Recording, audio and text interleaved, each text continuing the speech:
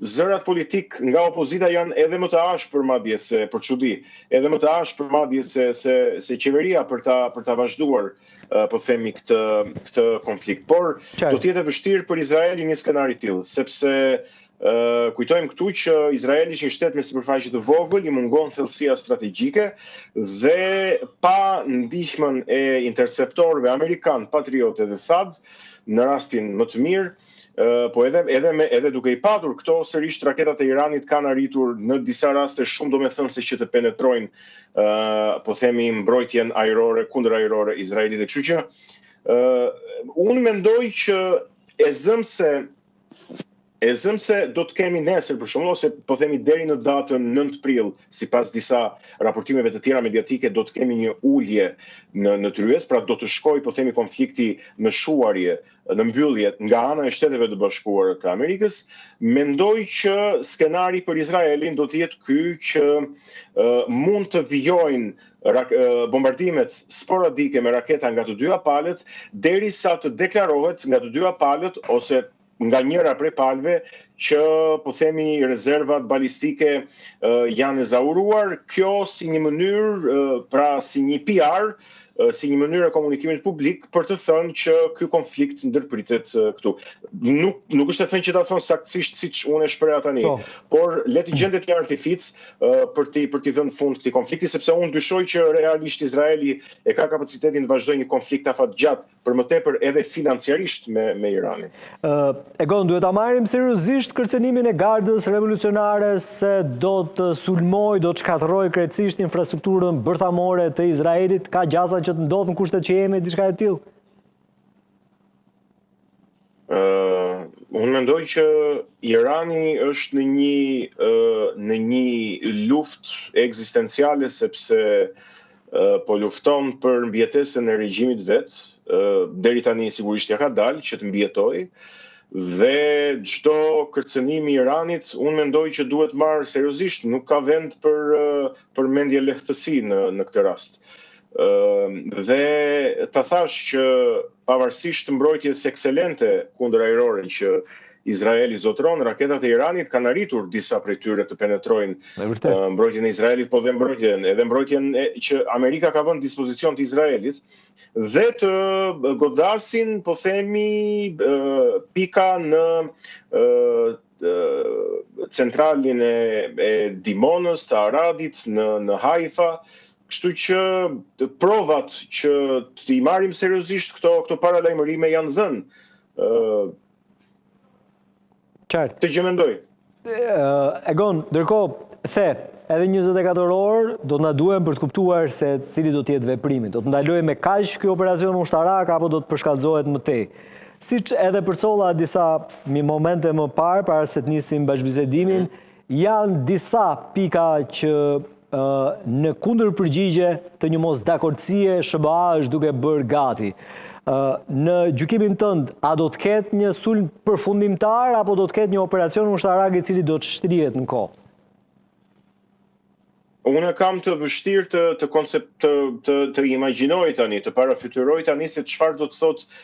e shprehur kjo edhe nga goja e presidentit Trump, pra një sulm përfundimtar. E kam të vështirë pak ta imagjinoj në këtë moment, sepse marr parasysh që në deklaratat e presidentit Trump, po edhe të sekretarëve të tjerë të administratës Trump, situata nuk është paraqitur aq qartë, pra strategjia që Shtetet e Bashkuara të Amerikës kanë në këtë luftë me Iranin ka qenë disi e paqartë, duket se në deklarata objektivat final madhor ndryshonin nga njëri te tjetri. Dhe nga ana tjetër, për shembull, krejt papritur u shfaq edhe kjo puna e armëpushimit pesditor për t'u ulur në tryezën e bisedimeve me disa pika. Pra, nuk paqartësia strategjike operacionale e Shteteve të Bashkuara të Amerikës mua më vë të dyshoj se sa e kanë në këtë moment gjithmonë flas kapacitetin për një sulm final, dhe pastaj duke marrë parasysh edhe të dhënat e tjera gjeografike dhe demografike dhe ushtarake të Iranit, kjo të çon besosh më shumë në një konflikt afatgjat, nëse kalojmë në një fazë tjetër të luftës që është edhe përfshirja e forcave e trupave drejt për drejt në terren e Iran, sesa një operacion, po themi, një operacion rrufe edhe përmbyllës i gjithë situatës. Megjithatë, unë shpresoj që të jetë më shumë i formë presioni kjo se sa një skenar i vërtet, pavarësisht se asgjë nuk mund të përjashtohet, që të jemi të qartë. Po, Egon, edhe diçka tjetër, SBA pretendojnë se e kanë gjetur aleatin për të ndryshuar regjimin edhe për të pasur negociata. Kryeparlamentari i Iranit, tani, a ka gjasa që nëpërmjet këtij dialogu, nëpërmjet këtij aleati të ndryshojë gjithçka në Iran, pra të arrihen objektivat e SBA-s dhe Izraelit? Janë disa personazhe të cilët janë përmendur mediatikisht në Iran gjatë këtyre ditëve. Është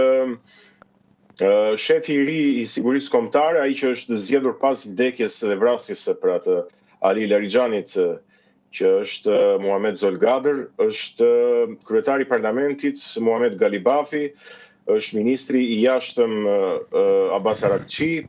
Me qëra fjala, sipas të dhënave nga media dhe raportimeve nga Pakistani, është sipas raportimeve mediatike për Pakistanin, është thënë që Izraeli ka hequr targetin e eliminimit ndaj dy zyrtarëve të lartë që janë ministri i jashtëm Abbas Araghchi dhe kryetari i parlamentit që sapo përmendëm Muhamet Galibafi. Që do të thotë se Shtetet e Bashkuara të Amerikës dhe presidenti Trump të paktën në këto raportime mediatike dhe deklarativisht, nëse mund të themi kështu, po përpiqen që të masin pulsin për një përgjigje pozitive, pra të bëjnë një farë ftese për një përgjigje pozitive, dhe këtë duhet ta pranojmë në fakt. Unë kështu e lexoj faktin që edhe ftesa për pikat po shkon, edhe presidenti Trump po pretendon se Irani po do të bëjë një marrëveshje, pavarësisht se Irani shprehet që nuk ka asnjë përpjekje, asnjë ulje, asnjë dakordësim për një marrëveshje. Më lë të kuptoj që presidenti Trump realisht do që, them edhe një herë deklarativisht, do që ta mbyll këtë konflikt. Dhe tani sa i përket këtyre figurave, unë shpresoj që kjo të mos jetë, po themi, një lojë e presidentit Trump e ngjashme me atë që ndodhi në Venezuelë, ku administrata Trump dukshëm kishte zgjedhur një përfaqësuese tjetër nga kreu Maduro, e cila ishte gjithashtu pjesë e regjimit, dhe zgjodhi që të jetë ta ketë atë si interlokutore, duke dekapituar, pra duke hequr Maduro nga kreu. Mund të jetë, dhe është përfolur që mund të jetë një skenar i ngjashëm, që të jetë njëri nga këta të dy, Galibafi në rastin më të mirë, po pse jo dhe Araghchi, si një person që ka dhe vazhdon të mbajë ende po themi kontaktet ndërkombëtare, por nëse është ky skenar, unë nuk besoj që ka fort sukses, sepse Garda Revolucionare ka një kontroll total të politikës në Iran në këto momente, ndryshe nga situata, po themi, e degraduar e një Venezuele në korrupsion edhe në një mjerim social. Në rastin e Iranit, radhët e pushtetit të Gardës Revolucionare janë shumë kompakte dhe nuk lejon aq kollaj Garda Revolucionare që politikanë të ndryshëm, aq më tepër të cilët kanë qenë pjesë edhe e vetë Gardës, të dalin nga rreshti. Kështu që